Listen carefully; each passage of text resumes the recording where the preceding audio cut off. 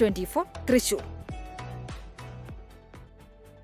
സ്ഥിരം കുറ്റവാളികളെ നിരീക്ഷിക്കുന്നതിനു വേണ്ടിയാണ് സംസ്ഥാനത്ത് ക്രൈം മാപ്പിംഗ് നടപ്പിലാക്കിയത്. എന്നാൽ ഇത് കാര്യക്ഷമമല്ല. കാപ്പ ചുമത്തി കരുതൽ തടങ്കലിലാക്കുന്നതിൽ ഒത്തുകളി കൂടിയായതോടെ ഗുണ്ടകളുടെ അഴിഞ്ഞാട്ടം അനിയന്ത്രിതമായി. പോലീസിന് ആവശ്യത്തിന് അംഗബലമില്ലാത്തതും മറ്റു ജോലികളുടെ സമ്മർദ്ദവും വിവരശേഖരണത്തെയും ബാധിച്ചു. ക്രമസമാധാന പാലനത്തിനും കുറ്റാന്വേഷണ മികവിനും മാതൃകയെന്ന പേരുകേട്ട കേരള പോലീസിന് ഇതെന്ത് പറ്റി? ആഭ്യന്തരമന്ത്രി കൂടിയായ മുഖ്യമന്ത്രി പിണറായി വിജയൻ സ്വകാര്യ ആവശ്യത്തിന് വിദേശത്തേക്ക് പറന്ന ഒരാഴ്ചക്കിടയിൽ സംസ്ഥാനത്ത് 6 ഗുണ്ടാവിളയാട്ടം റിപ്പോർട്ട് ചെയ്തത്. കരമനയിൽ പട്ടാപ്പകൽ ഗുണ്ടകൾ അഖിലെന്ന 22-കാരനെ തല്ലിക്കൊന്നതാണ് ഏറ്റവും ഒടുവിലത്തെ പൈശാചികത. കൊലയ്ക്ക് പിന്നിലെ 3 പ്രതികളും മുമ്പും സമാനമായി കൊല നടത്തി ജാമ്യത്തിനിറങ്ങിയവർ. ക്രിമിനൽ സംഘം നാട്ടിൽ പൂർവാധികം ശക്തിയോടെ വിലസുമ്പോൾ പോലീസ് കാഴ്ചക്കാരായി.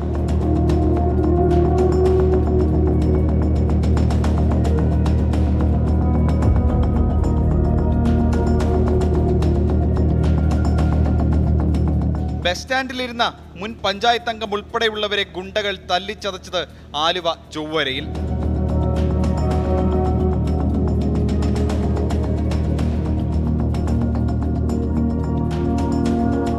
അച്ഛനും മകനും തമ്മിലുള്ള വഴക്കിലിടപെട്ട യുവാവിനെ ഗുണ്ടകൾ തല്ലിക്കൊന്നത് തൃശൂർ ചേർപ്പിൽ.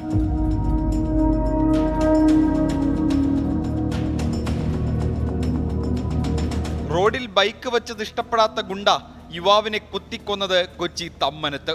ഇങ്ങനെ കഴിഞ്ഞ ഒരാഴ്ചയ്ക്കുള്ളിൽ സംസ്ഥാനത്ത് ചെറുതും വലുതുമായ ഗുണ്ട ആക്രമങ്ങൾ പലതുണ്ടായി.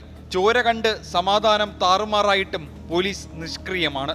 ഗുണ്ടകൾ തുടർച്ചയായി ക്രിമിനൽ കേസുകളിൽ പ്രതി ചേർക്കപ്പെട്ടവർ, കാപ്പ ചുമത്തി നാടുകടത്തിയവർ, ഇവരെ നിരീക്ഷിച്ച് കുറ്റകൃത്യങ്ങൾ നടക്കുന്ന സ്ഥലം, സന്ദർഭം എന്നിവ കണ്ടെത്തി ആ സാഹചര്യം വിലയിരുത്തി കുറ്റകൃത്യം കുറയ്ക്കാനുള്ള നടപടികൾ സ്വീകരിക്കുന്നതിനായാണ് പോലീസ് ക്രൈം മാപ്പിംഗ് നടപ്പിലാക്കിയത്.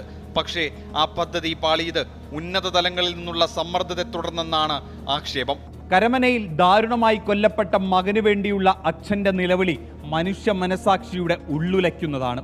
കൊടും ക്രിമിനലുകൾ നഗരം വാഴുമ്പോൾ ക്രമസമാധാന പാലകർ എവിടെയെന്ന് ജനം ചോദിക്കുന്നു.